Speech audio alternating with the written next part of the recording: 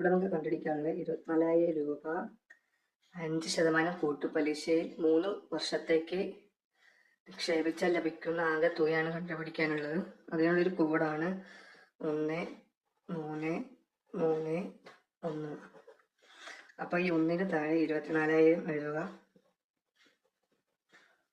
ഇവിടെ 24,000-ന്റെ 5% എഴുതുക. ഈ 3-ന് താഴെ 24,000-ന്റെ 5% പറയുമ്പോൾ 1,200.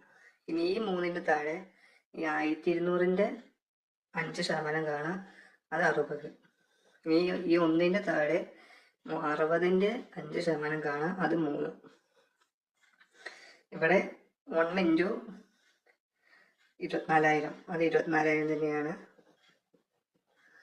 ഇവിടെ 3 × 1,200 അത് 3,600. ഇവിടെ 3 × 60 അത് 180. ഇവിടെ 1 × 3 അത് 3. ഇത് 4 പരസ്പരം കൂട്ടുക. അപ്പോൾ നമുക്ക് 27,783 കിട്ടും.